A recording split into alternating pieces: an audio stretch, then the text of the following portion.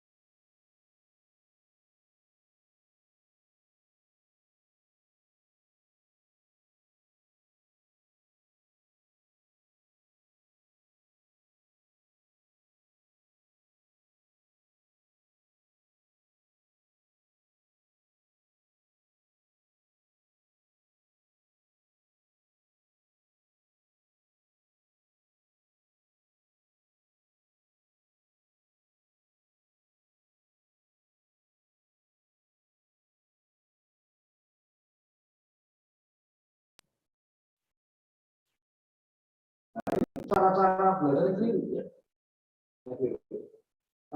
Hari ini juga Anda harus membaik. Kalau tidak, nanti Anda ketemu saya lagi. Nanti ketemu saya lagi, ketemu saya lagi. Alias ulang terus, bilangnya dia. Berbeda ya. Referensi utamanya di sini. Kalau Anda yang tidak jelas, Anda bisa melakukan referensinya yang mendukung yang ini, bukan yang di luar itu yang ada pada cara seperti itu.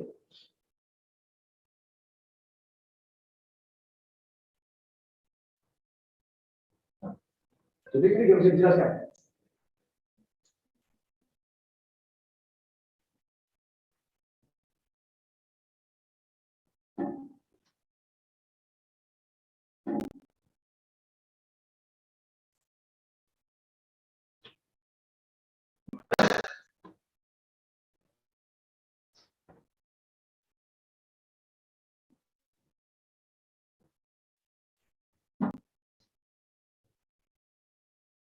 Referensi-referensinya saya bagikan ini untuk kuliah ini.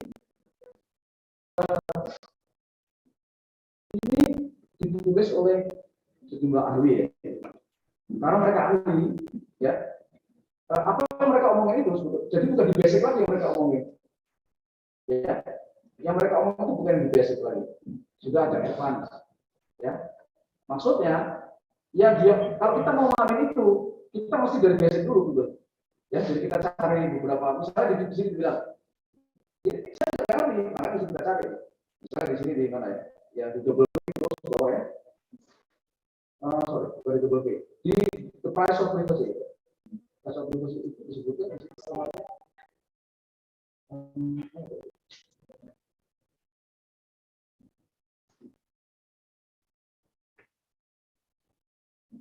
many places were raised recently. When double P purchase Abacus, American Data Company. Nah, Abacus itu adalah perusahaan yang pengelola data. And customers began to feel pokoknya di sini. Kalau di sini apa? Nggak bisa. Jadi cari itu. Or where the sea. Nah, tapi pasti itu akhirnya tidak penting sama dia. Karena itu dia tanpa. Nah, kita bisa cari itu. Tapi kira-kira ini tidak nyaman. Jadi ketika itu ada ya.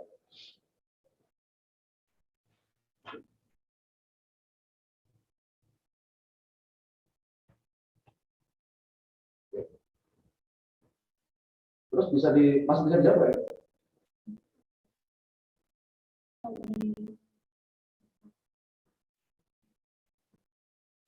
Judulnya ini pun diambil dari profesi di luar, bukan dari sini. Dari materi Bapak. Cuman ditranslatein ke bahasa Indonesia. Terus, ini maksudnya? Iya. Dari sini? Ya, dari luar. Tapi dari luar. Kalau isinya mati luar. Yang ini kotak dulu dari luar. Iya. Tapi kita skip aja ini ya, karena saya tidak paham yang maksudnya. Kalau dari luar, kita tidak bisa, jangan-jangan ini sudah membuat materi sebelumnya. Seperti itu ya. Jadi Anda tidak bisa melakukan improvisasi terlalu jauh. Ya, jadi polanya pola seperti ini ada yang pertama, cari yang dulu. Hanya itu bisa dilakukan. Jangan mencari materi. Nah, itu tidak bisa. Oke, silakan dulu ya.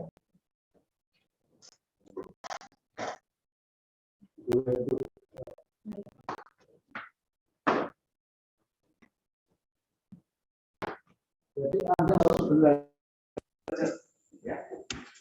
Kalau Anda nggak sukses cara belajarnya dulu, tata cara belajar, ya terutama di perkuliahan ini, berat ya.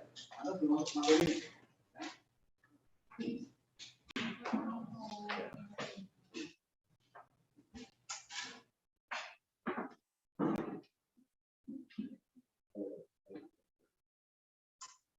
Bapak mohon maaf, kata yang di Zoom suara Bapak kurang jelas. Ya, karena saya belum pasang ini.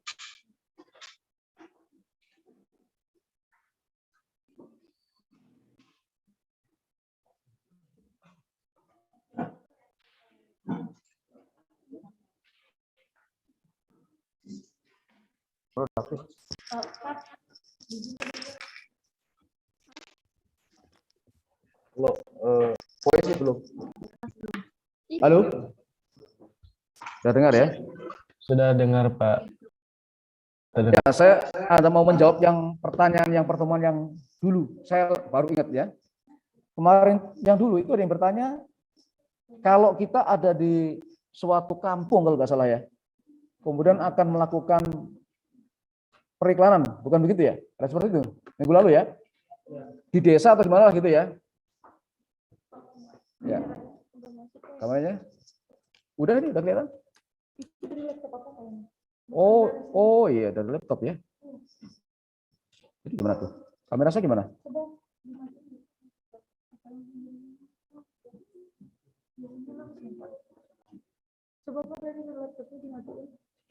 Mati. Kelihatan di situ? Ya.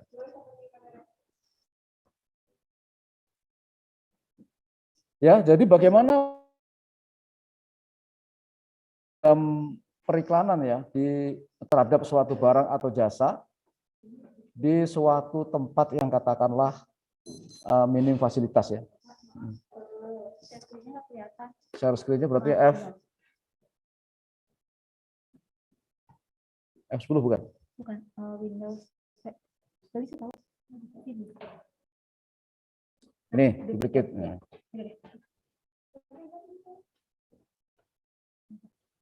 Bisa nggak?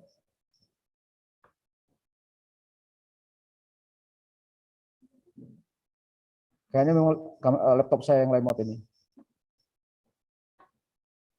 Bisa tapi agak lama gitu loh.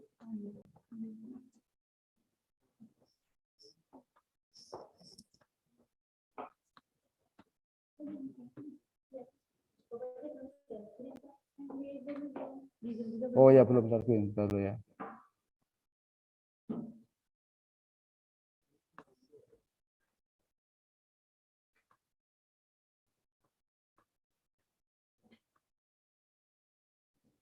Gini ya. 45 ini berapa ini? 7 12 tambah 6 18 20 65 padahal semua jumlahnya persis 70 72 ya berarti ada kira-kira 7 orang. Oke ya, saya belum perlu ke sini ya. Saya yang minggu lalu. Jadi bagaimana kita melakukan periklanan, mengiklankan, mengkampanyekan ya suatu produk jasa di apa namanya? Di tempat yang fasilitasnya terbatas. Misalnya desa gitu ya. Ada yang bisa menjawab nggak apa yang harus dilakukan? Bagaimana caranya? Katakanlah internetnya nggak ada. Orangnya belum melek internet.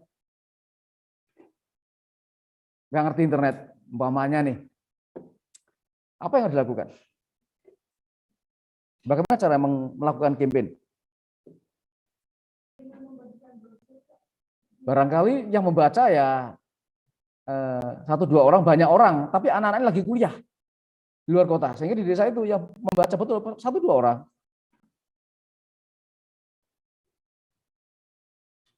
Bagaimana caranya itu?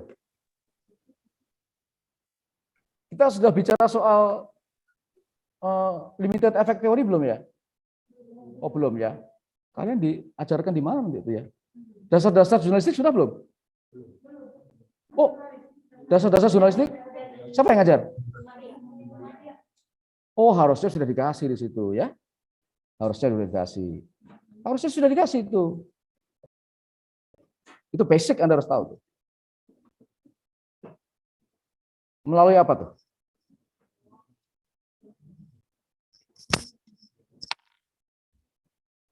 Sudah bisa di ini, sorry saya meninggalkan kamera ya.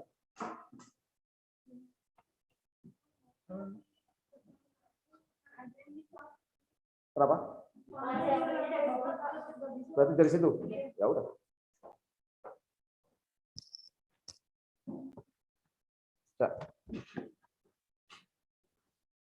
Ya.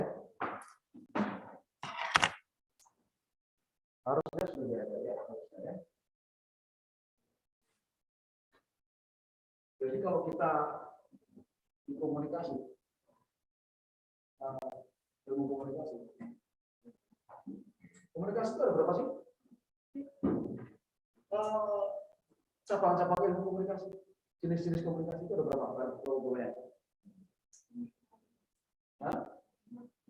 Berapa banyak ya? 45. Inter, komunikasi apa? Publik, komunikasi. Satu lagi. Nah, ini sama ini bedanya apa?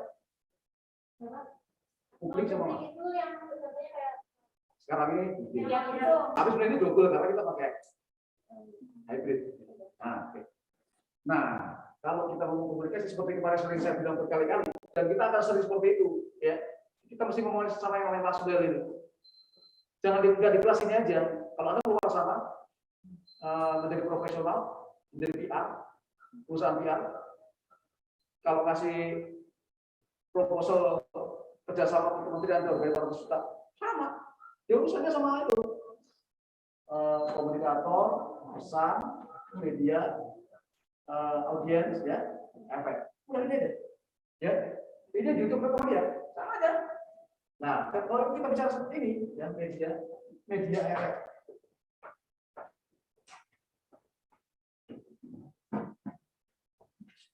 Media efek ini kita ini basic ya, harusnya Anda udah tahu ya. Yang ketiga ya, Anda harusnya udah belajar. Kalau saya ngajar data science, saya kasih itu.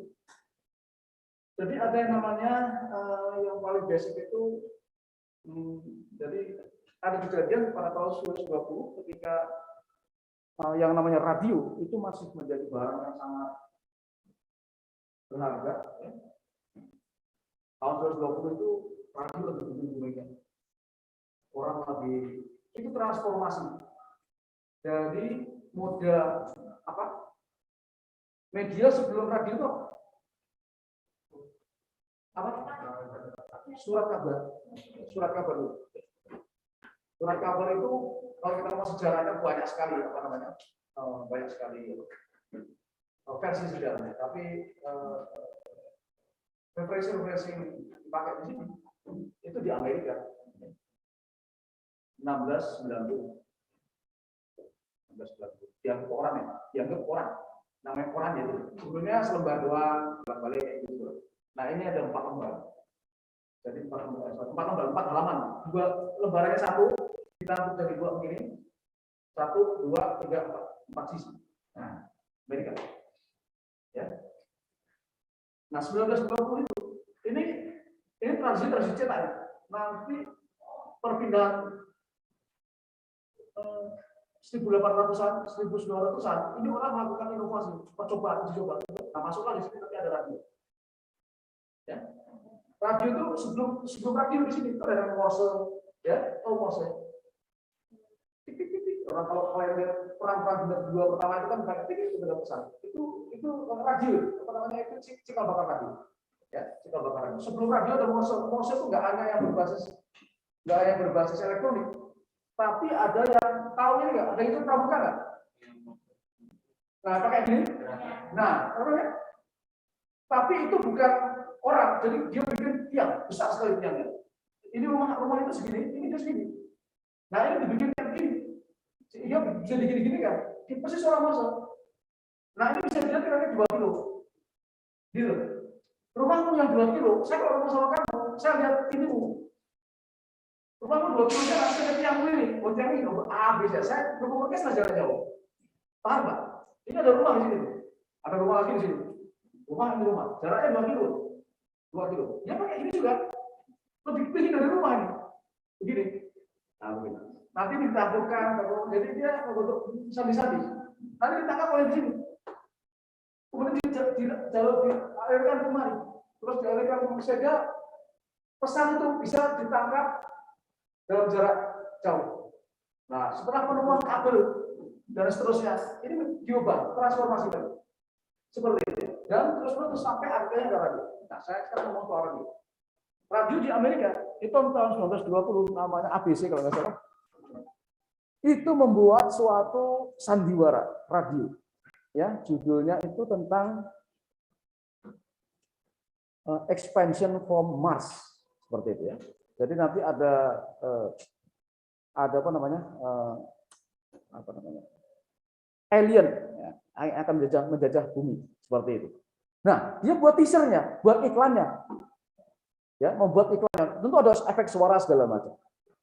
Ketika itu diperdengarkan, orang-orang yang satu rumah, orang yang sangat apa ya? Sangat apa kalau Anda HP-mu di sini ini kelas lama semua, ada temanmu satu yang punya HP baru, itu kira-kira perasaannya gimana? Orang yang saya HP-nya Anda ini HP yang jadul semua, kemudian saya punya HP baru, itu saya kira-kira gimana maksudnya? Sangat, pokoknya kayak kalian dibelikan boneka dari orang tua kalian yang Anda idam-idamkan gitu loh. Nah, pokoknya begitu. Nah, itu orang lain itu tidak begitu kan, Dok. Jadi dokter radio itu seperti punya emas gitu loh. Kira-kira seperti itu. Ya, orang ini sangat ini sekali. Nah, itulah orang begitu mendewakan, excited sekali dengan radio. Nah, pada perasaan seperti itu muncullah sandiwara itu. Ya. Orang-orang di Amerika itu merasa itu bukan iklan, tapi itu real berita dari radio bahwa nanti sebentar lagi akan turun alien ke tempat mereka dan itu akan memporak-porandakan. Maka orang itu histeria. Pada lari ke jalan semua menurut hitungan 1 juta orang. Tahun 2020 saya enggak, itu hitungannya 1 juta itu berapa kita enggak tahu juga. Nah, saya mau kasih tahu itu disebut sebagai studi efek media. Ya, efek media. Ya. Jadi ketika itu muncul teori yang namanya ini kepala, ini adalah jarum. Ini kepala orang. Namanya jarum hipodermik. Hipodermik. Jadi kalau seandainya ini gelas disuntik ke sini, ini suntiknya mau warna hitam lah, biru lah, ya. Kuning lah. Jadi apapun yang dikatakan oleh radio itu, media itu begitu pula ditangkap oleh audiens. Ya.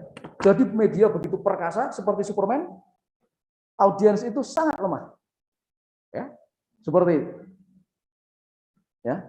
Kemudian ada penelitian setelah ini pada waktu pemilihan presiden Amerika tahun 1940-an. 1940-an. Ini disebut apa namanya? Direct effect. Direct effect.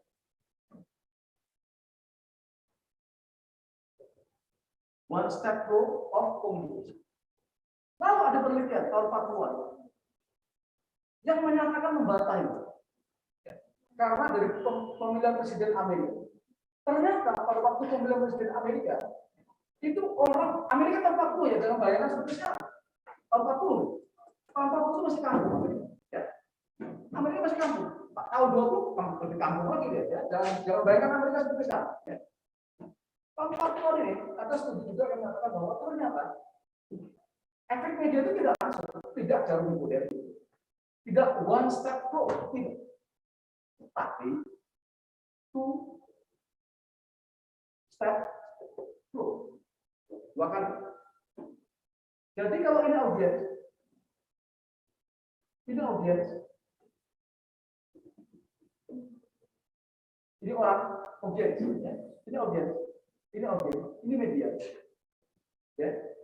Dia di sini ini ada orang, ini ada orang, lewat orang, baru dia ada. Siapa dia?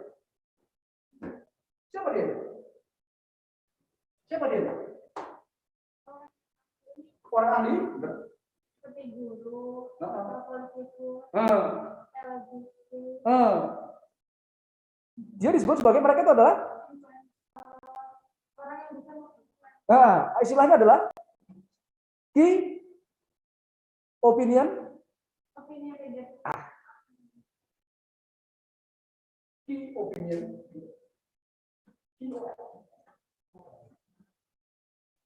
Anda sekarang dunia sekarang ini, Anda lihat ada KOL. Gimana? Sekarang di dunia sekarang masih ada nggak eksistensi mereka? Siapa itu? Contohnya? Contohnya? Di kampung sekalipun, siapa tuh? Nah, pemuka agama, pemuka adat,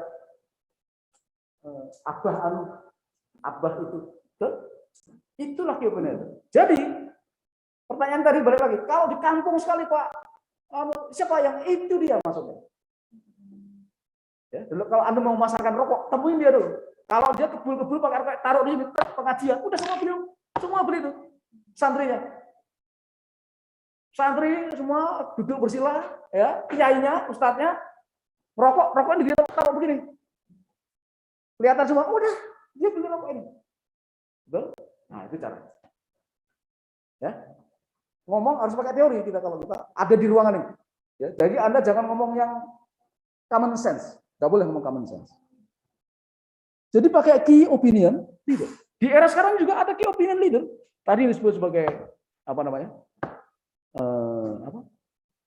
Influencer. Itu jawaban saya. Saya kemarin mau jawab, saya lupa. Apa pertanyaannya? Yang di rumah kedengaran ya? Oh, nggak kedengaran di rumah. Ini kelemahannya kalau double begini. Yang di rumah nggak dengar ya? Dengar nggak ada yang di rumah ya? Dengar Pak. Ya, udah ya, alhamdulillah ya. Seperti itu ya. Jadi seperti itu. Ini harusnya basic. Anda harusnya sudah diajar soal itu. Karena ini nanti menjadi basic dari pengembangan teori yang lain, materi-materi yang lain. Harusnya. Ya. Biasanya saya yang ngajar tuh. Dasar-dasar jurnalistik. Ya. Oke, tadi ada pertanyaan apa lagi ya? Oke, saya mulai ini aja ya. Kalau yang ada pertanyaan, boleh bertanya. Iya, jadi ini adalah advertising melalui era digital. Suatu era yang saat ini sedang kita lalui bersama. Ya. Suatu era di mana kita saat ini sedang berada di dalamnya, berinteraksi, menjadi bagian aktif ya dari penggunaan media berbasis internet. Kalau gampangnya ya begini aja, apa namanya, definisinya ya. Digital advertising ya pokoknya kalau kita berkampanye itu melalui saluran-saluran yang paid, sekali lagi tetap paid ya. Periklanan itu membayar, ya, media yang berbasis digital, ya seperti itu, yang ada internetnya, ya apapun namanya, apakah itu website, apakah itu pakai aplikasi, pakai sosial media dan seterusnya, ya.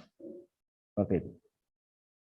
Sekarang ini hampir semua platform yang berbasis yang didukung oleh internet itu muncul advertising-nya, betul nggak? Hampir semua.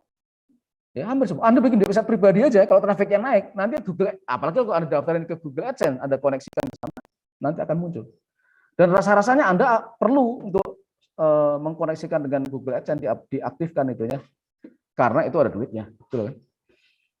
Seperti itu ya. Jadi bisa dikatakan yang namanya internet dan perangkat pendukungnya itu disebut sebagai omnipresent. Omnipresent itu Anda nengok ke sini ada dia, ke atas ada dia, ke bawah ada dia, kemana Anda menengok selalu ada. Jadi Anda seperti ikan di dalam suatu air. Ikan itu mau bergerak kemanapun selalu nempel air di situ ya. Jadi kira-kira internet itu sekarang seperti itu, ya, seperti itu. Karena hampir tidak ada, Anda selalu engage, kecuali mungkin waktu tidur atau tidak sadar. Ya, Anda baru nanti stay away from internet connection. Ya, kalau Anda melek ya, bangun tidur mau melek aja cari yang ini, betul? Sholat subuh belum, tapi sudah update. Ya, makan lapar, ketemu makan nggak langsung makan, betul? Bagaimana? Kan aneh, gitu kan? Seperti itu ya.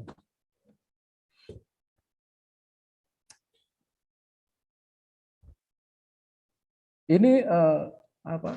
Bentuk-bentuknya ya, bentuk-bentuknya ya sebagian kalian sudah tahu ya ini. Search advertising itu kalau Anda misalnya ngeklik apa ya? Misalnya sekarang ke Google Search itu, Google apa namanya? Google Ramban itu. Ketik misalnya apa namanya? Leasing mobil gitu ya. Umpamanya. Leasing mobil Bogor. Nanti muncul di pertama tuh leasing Putri Cantik. Itu iklan padahal kan? Ini tuh ada tulisan iklan ya. Yang pertama, yang kedua ada iklan itu. Nah, itulah. Seperti itu. Nah, itu bayar ya. Kemudian yang kanan ini social media advertising ya yang ada di sosmed. Misalnya ya kita buka ini aja, buka apa? Buka dan saya sering terpengaruh itu. Jadi purchasing behavior saya dipengaruhi oleh itu ya. Tapi apa namanya? Appealing-nya karena harga, appealing. Ya, kita ngomong Instagram ini ya, Anda buka Instagram Anda sendiri aja nanti di sini sudah ada iklan ya. Nanti ke bawah sudah ada iklan. Ya. Nah, ini udah ketemu iklan celana. Seperti ini. Anda sendiri kadang endorse ya. Jadi itu juga advertising. Seperti itu. Remarketing, retargeting ini sebetulnya apakah ini tipe editorial dan sebagainya bisa jadi ya. Tapi intinya kalau Anda sering ke Mbah Google, sering ngetik-ngetik sesuatu, celana jeans gitu terus ya. Nanti tiba-tiba ada iklan pop-up celana jeans. Gitu loh, ya. Iklan pop-up celana jeans. Anda sering ketik mobile mobil, nanti Anda umpamanya buka situs detik.com yang muncul banyak mobil tuh. Seperti itu. Dan seterusnya. Nah, itu retargeting namanya. Retargeting. Nah, jadi dia itu nanti akan kita menjadi apa? Kita akan bahas lagi ini soal ini di keunggulan dari digital advertising. Jadi mungkin ada pertanyaan, mengapa ini internet kok bisa membaca keinginan saya? Gitu ya. Nah, itulah. Mengapa kok dia bisa baca? Nah, itu. Video ini lebih ke bentuknya ya bentuk video ya. Ada kalau tadi yang iklan celana tadi hanya apa namanya gambar saja. Nah, di others mungkin itu bentuknya video. Ya, banyak sekali iklan video mungkin bisa iklan layanan masyarakat, misalnya ajakan untuk menerapkan prokes misalnya, atau barangkali justru iklan itu sendiri, apakah itu rokok, apakah itu macam-macam ya, dan seterusnya. Nah, yang tadi itu display namanya ya, display. Nah, ini agak confusing, tapi kadang-kadang intinya ini adalah ajakan belanja. Intinya di situ lebih lengkap, bisa berupa ini, tapi ini dilengkapi dengan apa namanya info produknya. Jadi ini agak detail. Intinya itu aja ya. Ini adalah sebagian dari tipe-tipe editorial yang saya dapatkan. Mungkin Anda juga bisa mendapatkan dari sumber lain yang mungkin jenisnya bisa mungkin berapa ini? Ini 5 ya, mungkin 6, mungkin 7 ya. Tapi itu tidak salah. Jadi boleh-boleh saja ya. Tapi kita mau kasih gambaran awal bahwa untuk pengenalan beberapa iklan itu seperti ini ya. Saya kesini dulu aja. Nah, ini saya mau kasih tahu tadi ya. Jadi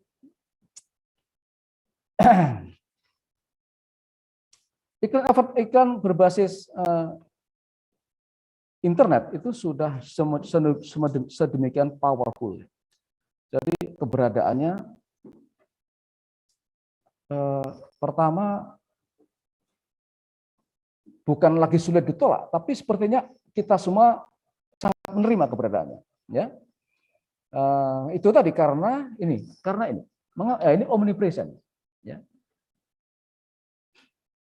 Nah, gara-garanya karena kemudahan orang untuk mengakses internet. Ya. Kemudahan sebentar ya. Selain kemudahan adalah mengapa omnipresent karena ini mesti bolak-balik ya. Nggak apa-apa ya. Supaya Anda tahu aja. Ini agak kecil tapi Anda bisa cari ya. Anda bisa cari ini 488 dunia ya, dunia. Dunia itu 4,88 miliar orang sudah internet users. Dia pengguna internet ya. Itu sampai akhir Desember lalu. Oktober ini ya. Sorry, ini Oktober. Jadi mungkin sekarang sudah mendekati 4,9 miliar barangkali atau mungkin sudah hampir 5 miliar. Karena sekarang sudah bulan Januari 2002. Ini masih posisi Oktober ya. Riset ini diambil ya.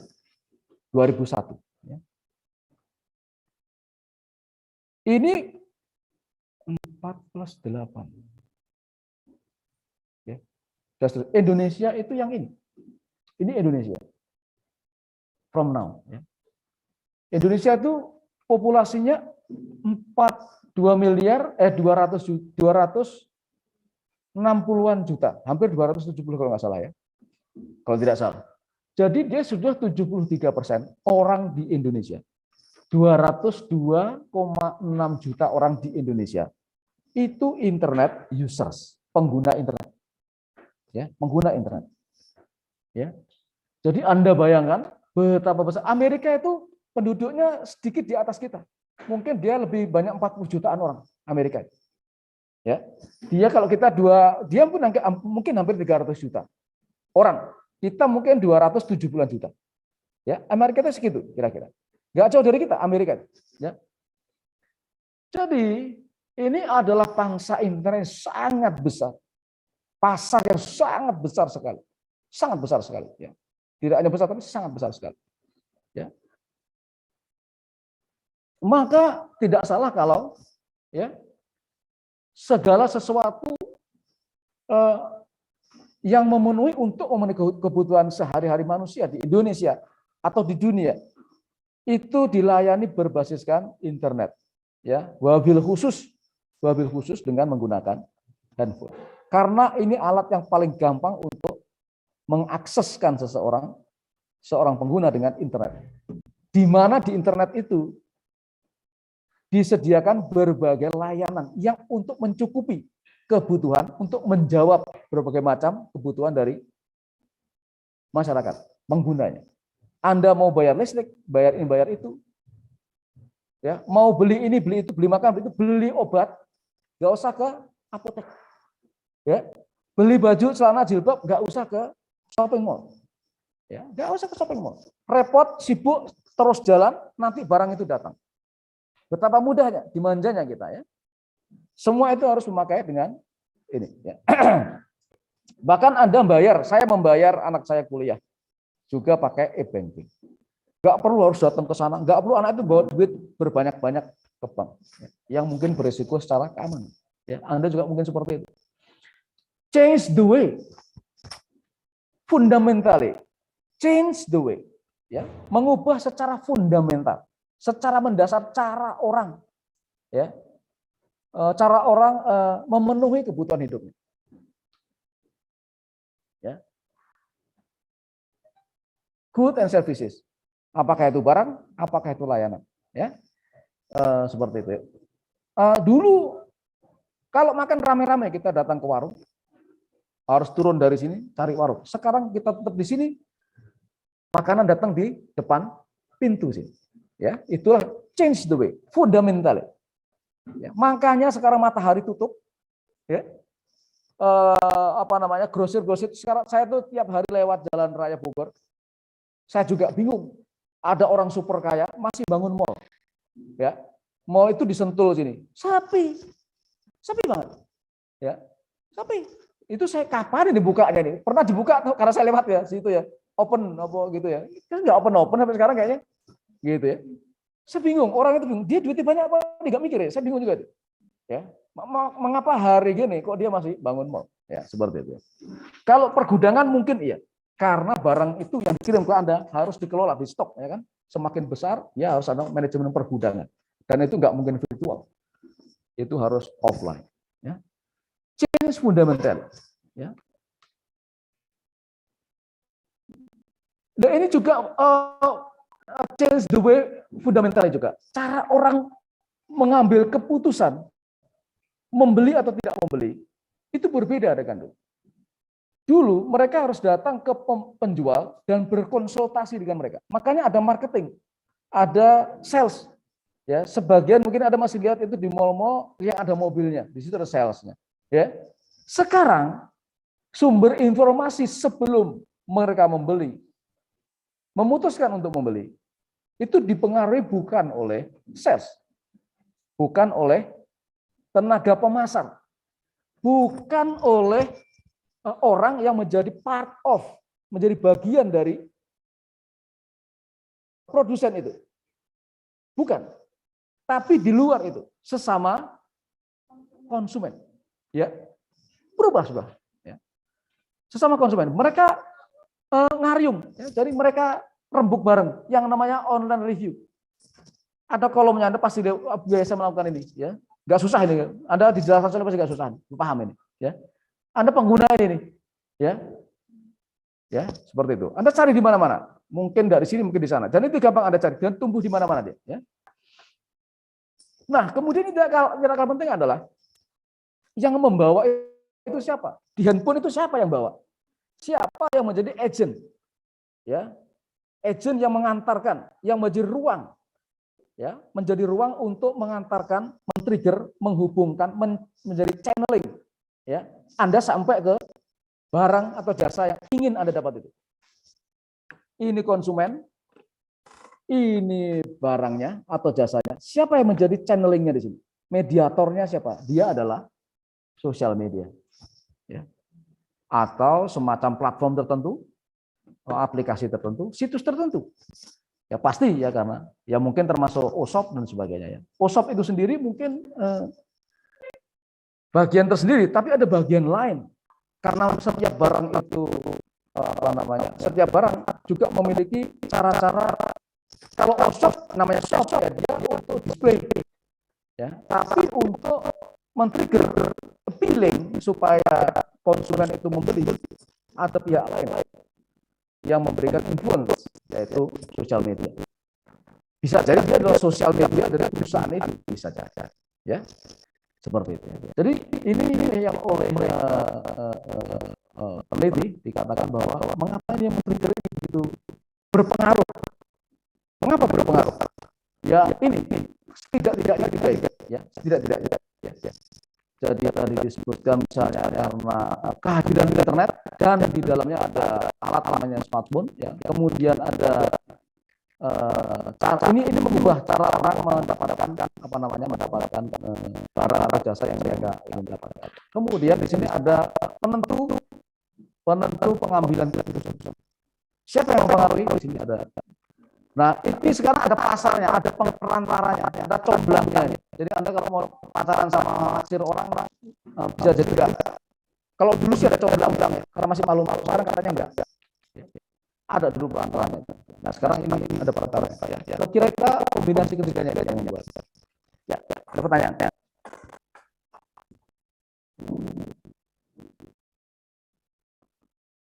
Nah, ini ilustrasi aja, tapi mungkin yang penting yang di sini. Ya. Ini data dari mana ini? Ya? Data dari retail.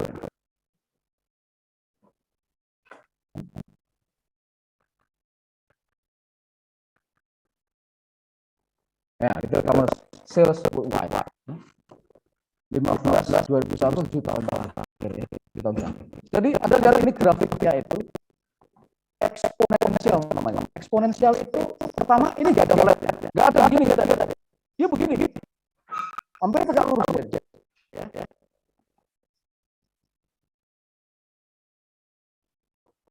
Dari sini ke sini itu udah hampir 2 kali lipat dari sini ke sini. Ya. 2005 ke 2007. Hampir 2 kali lipat di sini. Hampir 100% di sini. Dari sini ke sini. Ya. Ini ke sini juga kira-kira gitu. Jadi lompatnya begini deh. Pertumbuhan e-commerce, pertumbuhan omset perdagangan berbasis digital dunia ini ya. Indonesia kurang lebih seperti itu. Ya. Kurang lebih seperti itu. Jadi kalau tadi merujuk kembali yang di sini, ya itu cukup beralasan. Ya. Jadi ini ketemu sama ini, ya ketemu. Istilah di sini double digit ya kira-kira mau kita kasih gambaran bahwa pertumbuhannya memang luar biasa ya. Seperti itu ya.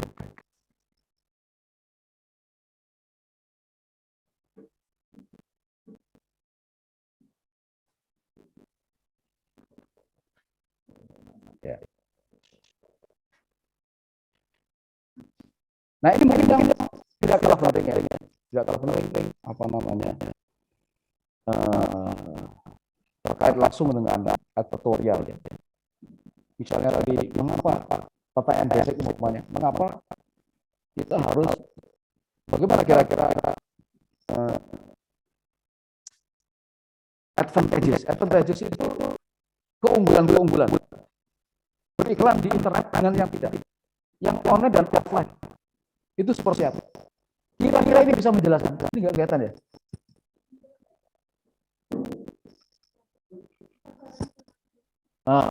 Ya seperti ini di Indonesia saja sudah 202 juta kesekian internet usernya, jadi orang yang menggunakan, maka melayani 10 orang saja permintaannya udah macam-macam, apalagi 200 juta orang. Let's say 1 juta saja lah, 1000 saja lah ya. Bagaimana kalau Anda sehari kunjungi 1000 orang, itu udah kewalahan ya, udah kewalahan. Ya nggak usah 1000 orang seminggu lah, sehari lah, seminggu lah namanya ya. Itu udah besar sekali. Ini 202 juta dan permintaannya besar, peluangnya juga besar. Karena permintaan yang macam-macam, maka kebutuhannya orang juga macam-macam. Maka ada banyak peluang usaha yang bisa dibuka di situ. Ya. Satu jenis usaha saja itu permintaannya juga macam-macam. Anda minta usaha minuman macam-macam. Ada yang boba itu, Anda bisa gunakan minum itu ya, pinggir jalan. Ya. Itu semua sudah banyak sekali saja kita bisa dari mulai yang ada di dalam mall. Anak saya itu yang sukanya itu yang itu chat time, bener nggak? Aduh itu anak saya mintanya itu chat time. Kira-kira nggak sama dengan boba-boba itu, kira-kira nggak sama, bener nggak?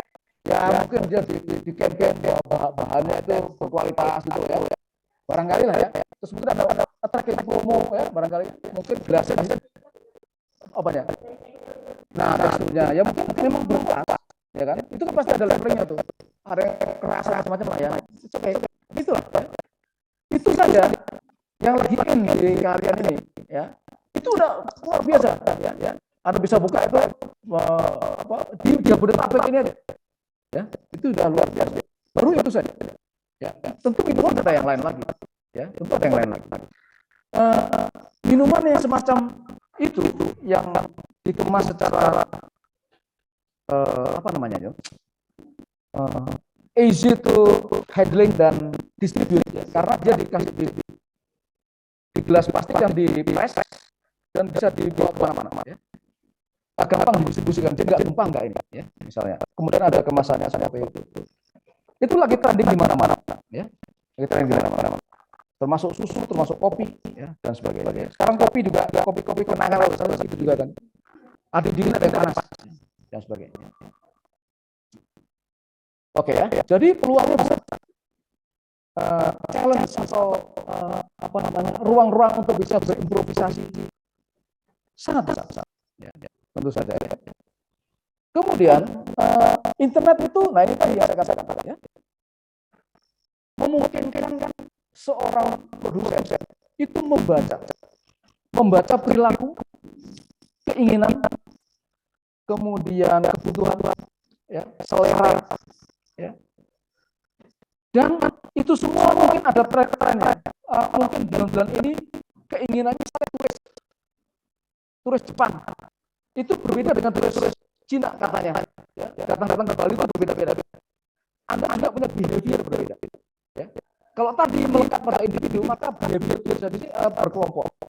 Fenomena yang sifatnya lebih kelompok. Ya. Itu juga berbeda-beda. Ya, itu semua Anda bisa dibaca, makanya tadi bisa disebutkan mengapa platform internet itu bisa membaca keinginan saya. Karena itu tadi ada data yang bisa dikelola secara digital. Perilaku Anda itu bisa dibaca. Ya.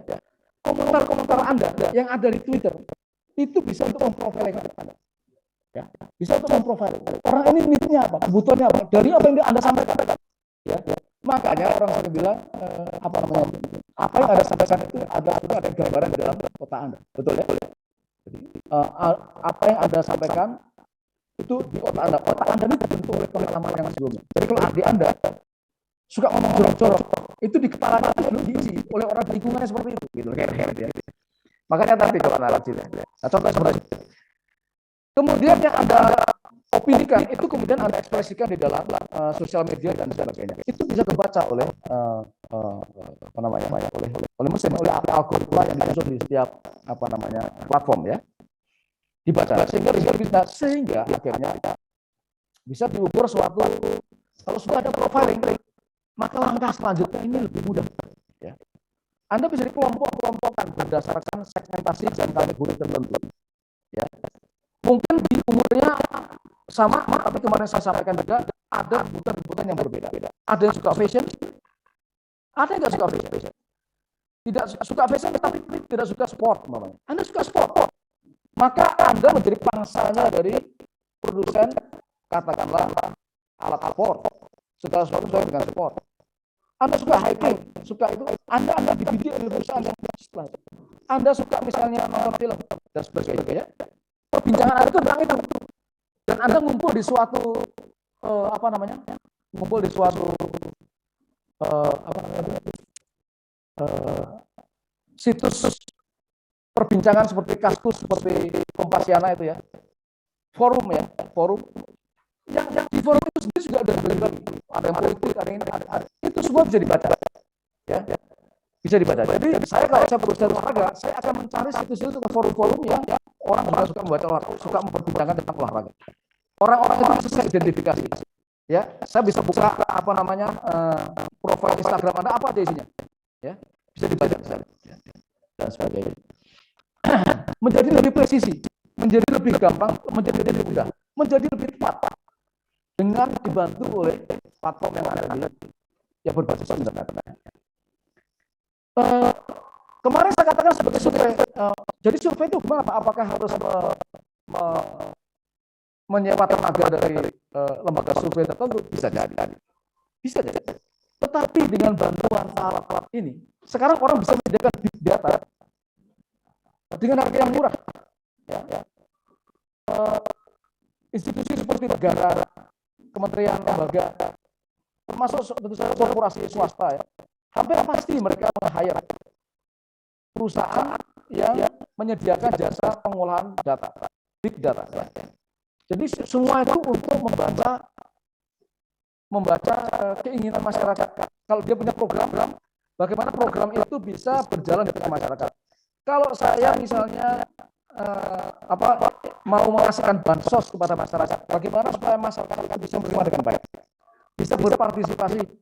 Partisipasi itu artinya kalau mereka nggak miskin-miskin amat, biasanya jangan digambarkan sebagai orang yang menerima bantuan sosial. Itu maksudnya. Ya. Meminimalisasi itu bagaimana? Memaksimalkan supaya sejauh mungkin bantuan sosial itu orang yang membutuhkan bisa menggunakan data. Ya. Menggunakan platform digital. Diolah data besar itu, data yang besar, transaksi yang besar itu menjadi suatu alat, menjadi suatu data kecil-kecil yang bisa dikelola dengan baik, sehingga lebih presisi, lebih akurat. Ya, target marketnya bisa lebih didapat. Orang-orang yang betul-betul membutuhkan barang-barang jasa itu bisa kita bidik secara lebih tepat. Mungkin ada 1 juta orang dia membutuhkan handphone ini, tapi barangkali di situ bisa jadi 1%-nya tidak betul. Ya, tapi intinya akurasinya bisa lebih besar daripada kita tidak menggunakan ini. Ya. Oke. Oleh karena itu, kalau Anda mau mengiklankan tentang produk tadi misalnya olahraga, tidak perlu Anda memasang spanduk ya, jumlahnya ribuan di sepanjang jalan ini. Yang belum tentu orang di sepanjang jalan ini membutuhkan produk olahraga yang ada produksi. Belum tentu. Tapi kalau di forum di sini, di sini ada olahraga, kliklah fitur ini. Keluar situ halaman seperti ini isinya olahraga. Tinggal Anda tempelkan di sini. Apakah display tadi, apakah itu video atau pop up dan seterusnya. Ya, itu teknik-teknik macam-macam bentuk iklan yang Anda bisa bisa atau Anda pasang banner di atas ya di sini. Dan seterusnya. Jadi orang yang menguat ini jelas karena orang semua berminat terhadap olahraga. Ya, maka memasarkannya di sini. Jangan sampai Anda pasang di kuliner. Oh, di sini misalnya grup kuliner ya salah. Ya, salah. Itu yang dimaksud dengan lebih efisien.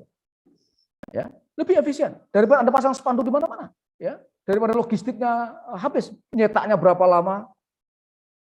Sudah makan seminggu sendiri nyetaknya. Masanya sendiri udah 2 minggu sambil kita bayar orang, kita cari tiang-tiangnya, wah repot.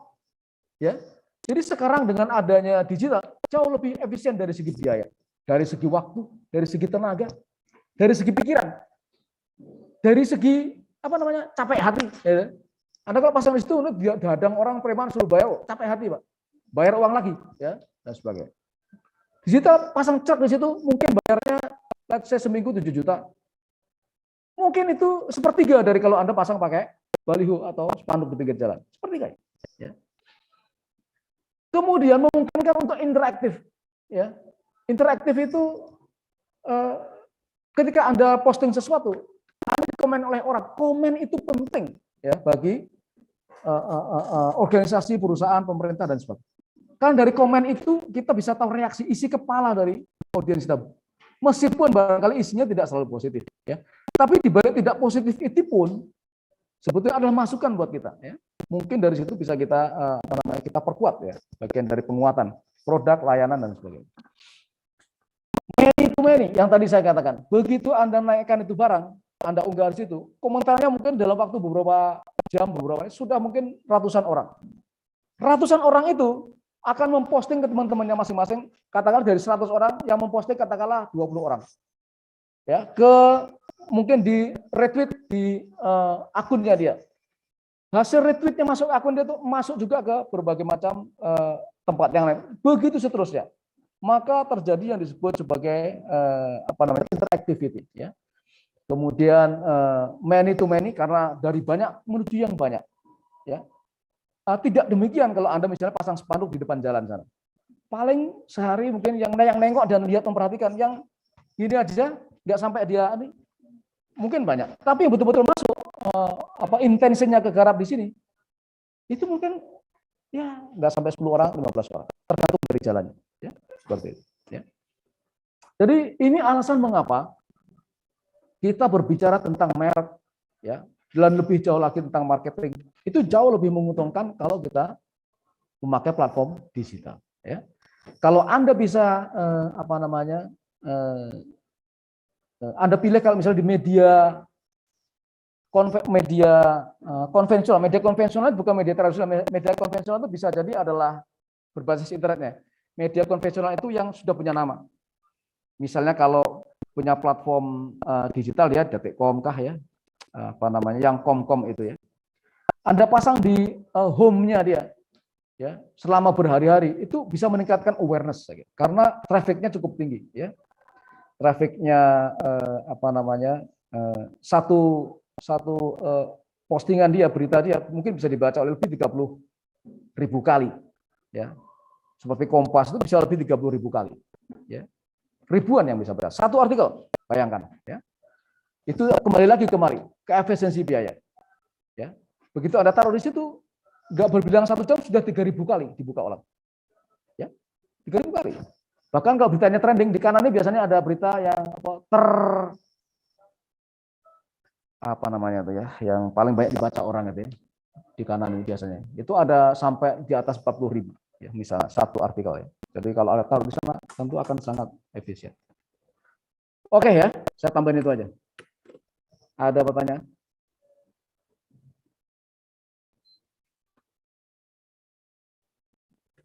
Yang di rumah ada pertanyaan?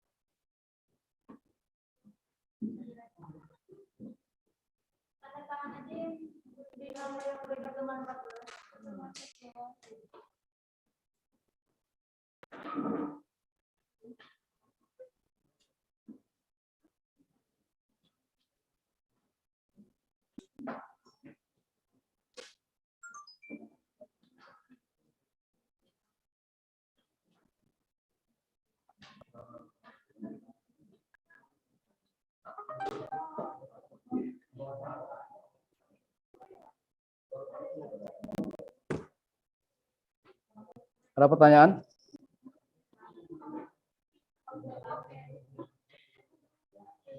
Ini tetap 41 orang ya, tolong dicek ya. Mana yang lain ini?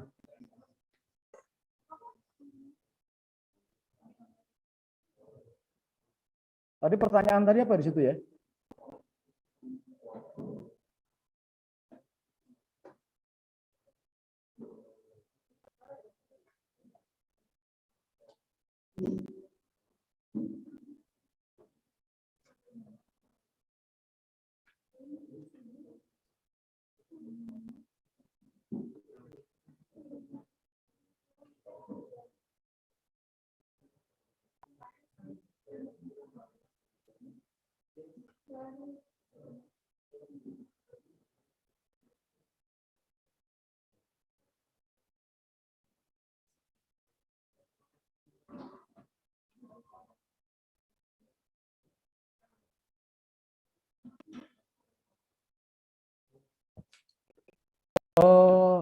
Apa namanya? Kuis kedua sudah ya? Sudah ya? Oke.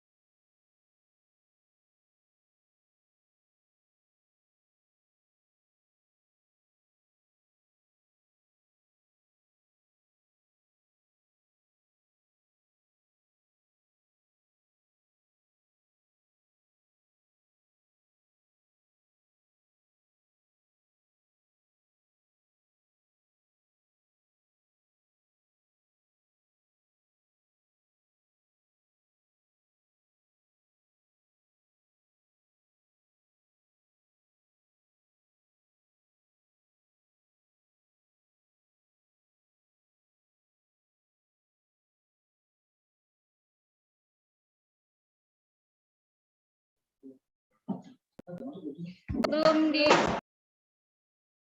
Oh ya, oke ya. Ya kalau udah masuk kan? Ya. Kalau dampak buruk bisa saja banyak juga ya. Misalnya yang terkait dengan apa namanya? Nanti di pertemuan terakhir nanti kita bicarakan soal etika ya. Misalnya iklan-iklan yang sifatnya kembali lagi katakanlah iklan yang sifatnya manipulatif kan ada juga ya. Kemudian juga begini, platform digital itu bahkan PBB sendiri meletakkan apa yang disebut sebagai anonymous itu sebagai hak dasar warga negara. Ya, jadi dari privasi dulu. Di sini disebutkan ada privasi. Ya. Di sini disebutkan ada privasi. Anda baca lagi di situ, ya. Kita bicara soal privasi data, ya, privasi data. Karena apa namanya? Internet ini selalu kalau Anda login, Anda register, Anda diminta, Anda di Facebook, Anda di mana aja, Anda diminta untuk masukkan nama, pasti kan? Apalagi umur, tanggal lahir, kemudian citizenship, jenis kelamin, gender, dan negara mana ya kan, dan sebagainya. Ya. Itu baru yang disebut sebagai katakanlah teks. Ya. Ada yang disebut sebagai nanti perilaku Anda, itu bisa dibaca juga. Nah, data itu tentu berkaitan dengan privasi Anda. Makanya biasanya disebutkan di situ ada permission, ya, opsi permission apakah boleh di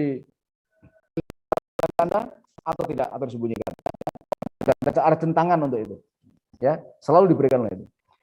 Tetapi itu tidak tertutup kemungkinan tetap saja ada pihak-pihak yang bisa menembus atau mengakses data. Ya. Hari ini saya baca di running text tadi pagi itu data apa ya? data di aplikasi, kalau nggak salah di aplikasi PL ya, Peduli Lindungi kalau nggak salah, itu diretas juga. Ya. Di artikel ini juga ada soal privasi yang dilanggar, ya, Abacus itu ya. Kemudian Facebook itu, Google atau Facebook ya? Facebook ya. Beberapa waktu yang lalu itu sampai 6 juta dan sebagainya. Ya, 6 miliar atau 6 juta. Baru kemarin saya di tempat saya yang bukan di sini diberikan laptop desktop baru. Kalau kita pakai Office-nya itu kan mesti ada number key-nya yang harus kita masukkan. Kalau enggak kan nggak bisa jalan itu Microsoft Word, PPT dan sebagainya nggak bisa jalan. Ya, kan? Ya itu pun juga dengan mudah kita carikan crackernya, ya kan? Bisa lah itu akhirnya bisa jalan. Ya. Jadi internet itu juga menyediakan, internet itu juga menjadi peluang bagi mereka yang berperilaku menyimpang. Ya.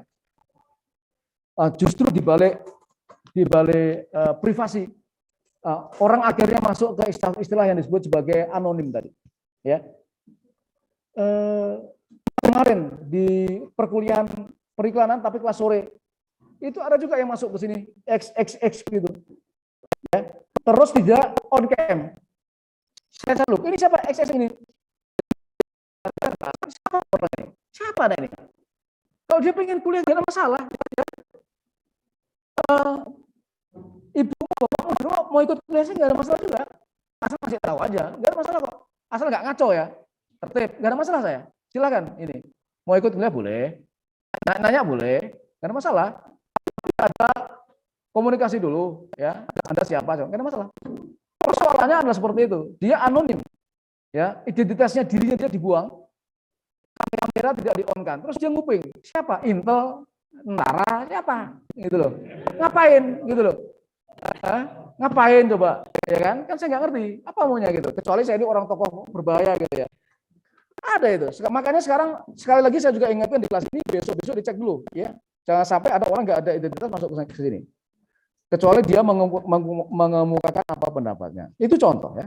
Di mana-mana ada juga bisa seperti itu ya. Jadi kejahatan-kejahatan seperti ya kejahatan biasa, kejahatan di dunia internet itu seperti cybercrime itu ya. Ada phishing, ada macam-macam itu ya. Sebenarnya menjadi bagian dari mungkin juga cerita negatif juga ya, di sini.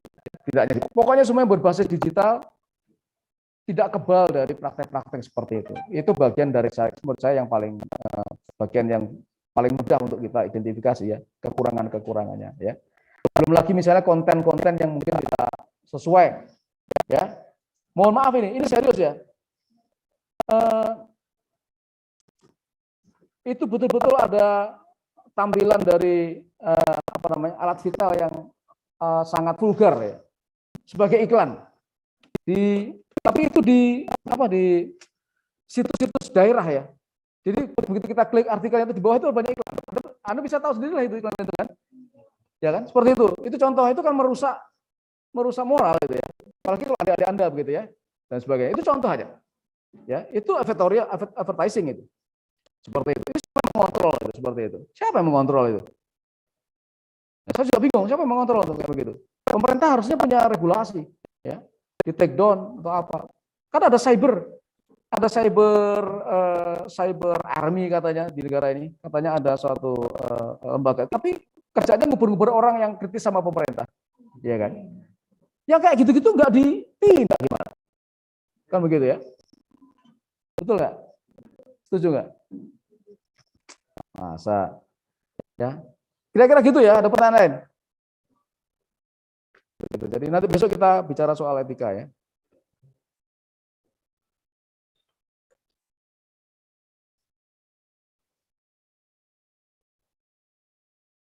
Oke ya, kalau ada saya live ya.